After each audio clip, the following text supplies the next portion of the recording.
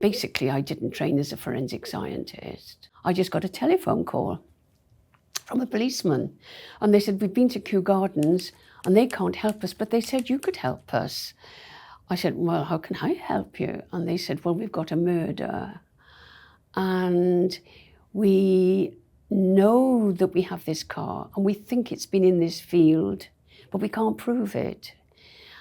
And so our boss thought that there could possibly be maize pollen on it because it was a maize field. Now that police officer was very intuitive, very clever. How many police officers would think that?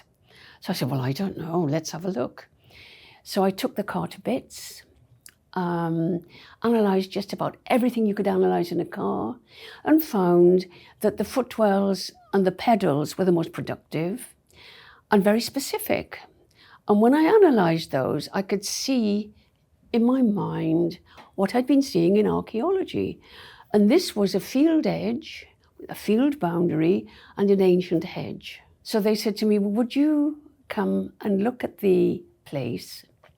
And when I got there, they said, we'll show you where it was. And I said, I'd love to test myself. Can I just tell you where it is? And we walked along the edge of the field, looking, no. And all of a sudden, I saw what I saw under the microscope. There it was. I said, this is where the body was. And they were utterly shocked, but so was I, because I didn't know we could do that. But when you think about it, I was reconstructing ancient environments, this gave me a lot more confidence for that work, because here I had proof, because you can't prove it in archaeology.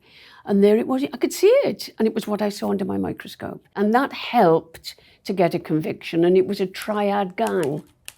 It was a terrible murder. Can you tell me a bit about what happened in the murder? Well, it was a money laundering case, and it was a man who was given money by this gang, and he'd been asked to buy property. And instead of doing that, he spent the money. They didn't intend to kill him, apparently, but they hog-tied him and put him in the back of the vehicle. And he was a big man, and it collapsed his lungs and he died.